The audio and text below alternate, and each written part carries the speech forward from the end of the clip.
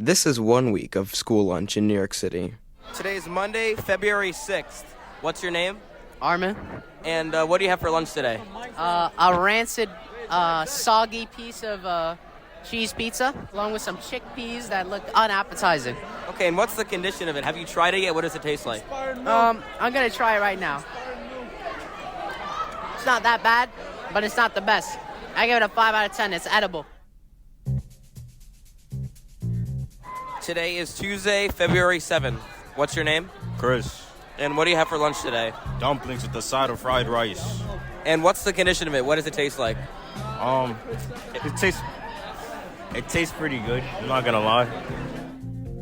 Today's Wednesday, February 8th. What's your name? Adonis. And what do you have for lunch today? We got potato wedges and beef patty. And what is the condition of those two items? What do they taste like? Well, the fries taste normal.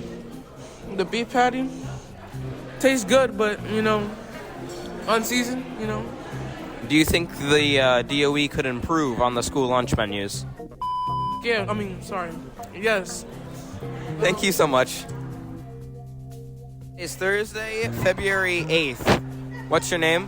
Nadia Zaman. What do you have for lunch today? I had dry chicken, some crusty buns, and soggy broccoli. And what does it taste like? It tastes weird and wet, and I don't like it. Okay, thank you. Today is Friday, February 10th. What's your name? John. And what do you have for lunch today? I have a fake cheese sandwich with some, looks like roasted tomatoes. I don't think these are edible, and a milk. It tastes like. Okay, would you say the school lunch people should improve on their menus? Yeah, they should. They really should. Okay, thank you.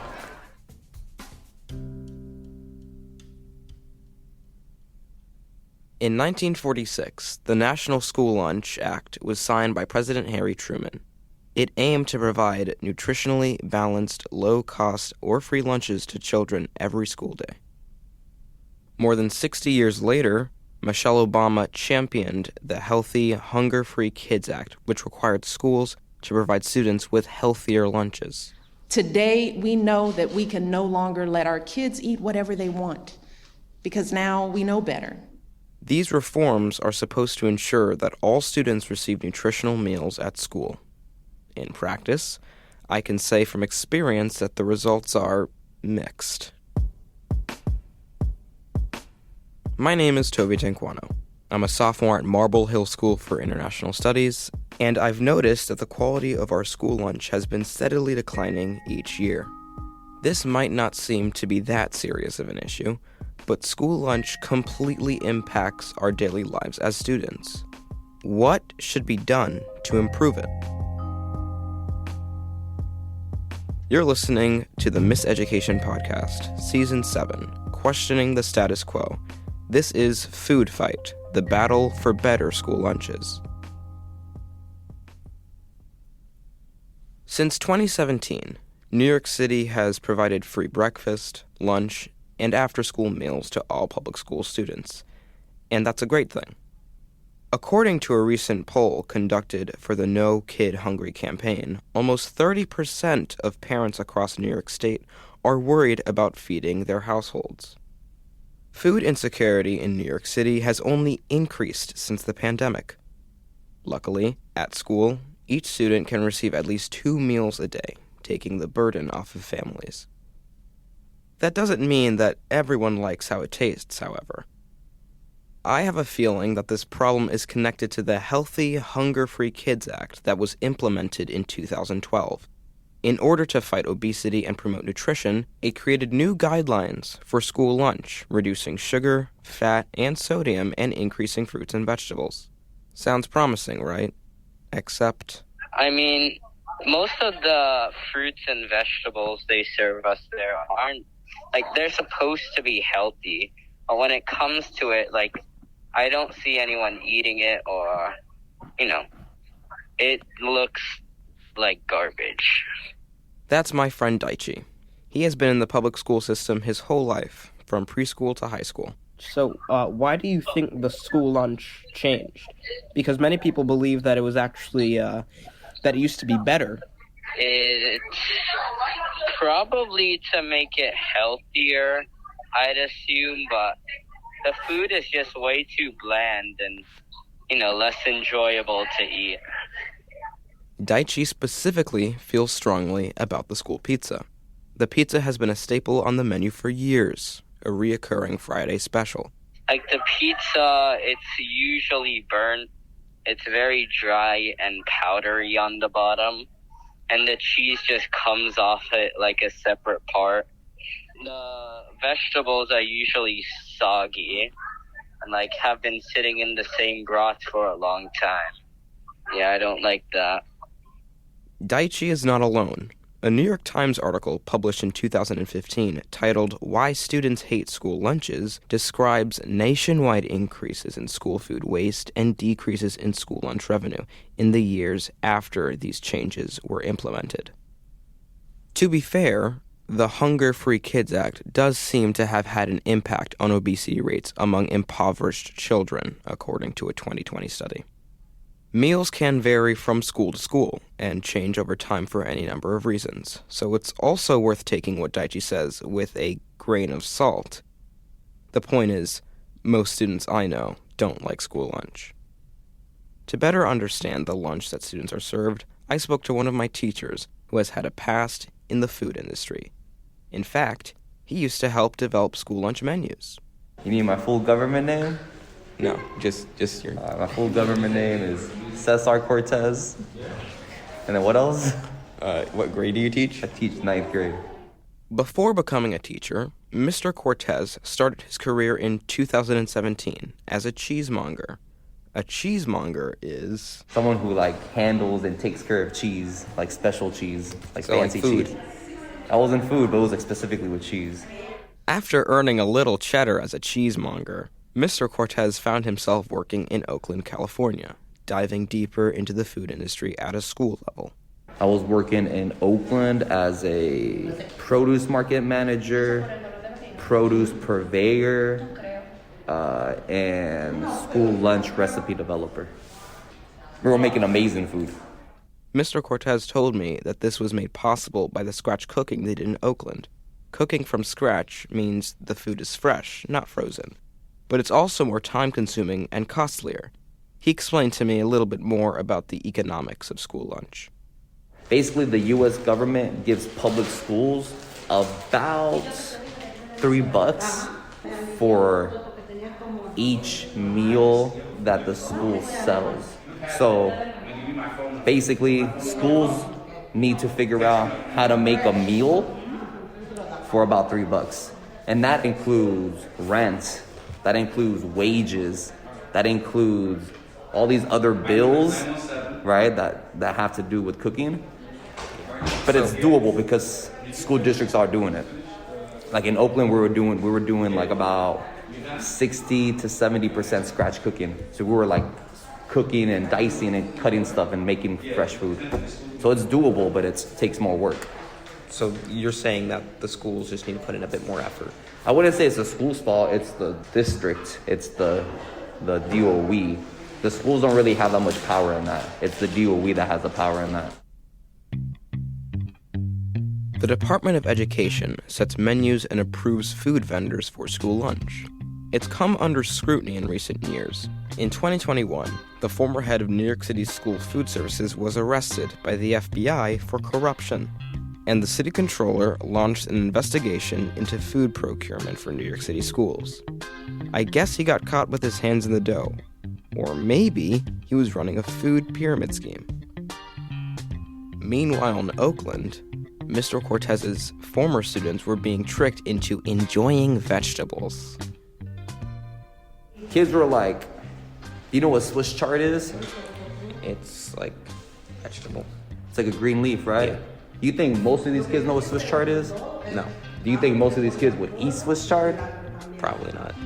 The most popular dish I made in Oakland was a Swiss chard and bean soup. So it was like, you had foods that kids are never exposed to, never had tried, and yet that was the most favorite thing they've eaten so far that year.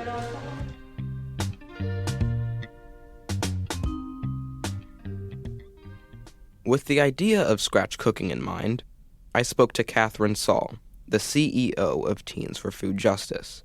It's a nonprofit organization based in New York City that specializes in hydroponic farming. It's a technique that allows for the fast, sustainable growth of produce in urban environments. Not sure if you've noticed, but there aren't many farms in Manhattan. She explained a little bit about what her organization does to combat the low nutritional value of school lunches. Our students within our program are very aware of that. And, they're growing fresh produce on this high-capacity farm that is supplying fresh produce to the cafeteria every day. It's going on the salad bar, and when it can be incorporated into any type of, scratch-cooked meals, it goes in. I wish my school had that. So currently, do you have knowledge of how the school lunch is being prepared at the moment for the average school lunches? Yeah, primarily school lunch is pre-prepared and it's, heated up in a convection oven. Salad is, the salad bar is really the freshest, most freshly prepared item. Very few schools actually have scratch cook facilities where cafeteria staff is actually making meals on the premises as opposed to, taking things out of a box, putting them in a convection oven and heating them up. Okay, so speaking of preparation, I've noticed that you oversee a team that grows their own foods. What's the difference in quality compared to the NYC Public School Lunch and your team that grows its own produce? Well, the produce that's grown in the farm is literally harvested the day that it goes down to the cafeteria. So it has no food miles attached to it whatsoever. It's absolutely 100% fresh. Although Catherine and Teens for Food Justice have put in a lot of hard work and effort into creating this utopia for school lunch, her process is currently implemented in only a small fraction of DOE schools. So how do you think your organization can work with the DOE to fully change the school lunch? Well, I think that's a complicated question. Let me say, Toby, that the primary mission of our organization is not to change school lunch. The primary mission of our organization is to galvanize a youth-led movement to end food insecurity through and the health outcomes that are the result of this that are, just so devastating to so many communities. School lunch is a part of that. So our goal is really to work with the Department of Education to institute this programming that can really empower a new generation of leaders to develop this alternative way of looking at our food systems and help to build a food system that is healthier and more sustainable that can also then support school lunch.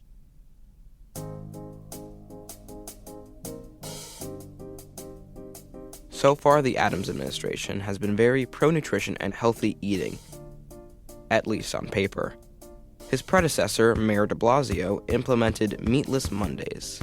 Adams one-upped him last year with the introduction of Vegan Fridays, but there was immediate backlash with people taking to social media to expose the poor quality food they had received. One tweet showed a picture of a school lunch from Queens that featured a small scoop of zucchini, mushroom, corn concoction, a plastic bag of apple slices, and a bag of Tostitos scoops. Speaking of scoops, here's mine. Students should have a say in the menu planning process. After all, we're the ones eating the food. Involving students in the decision-making process would make us more likely to enjoy our meals and waste less food. All schools should provide meals made from scratch. Even better if students can help with the preparation and learn how to cook in the process. This would promote healthy eating habits and expose students to new foods. These changes would lead to a more positive lunch experience and improve our overall well-being. Look, I know providing school lunch for the nation's largest school system isn't a piece of cake, but it shouldn't be that hard of a nut to crack.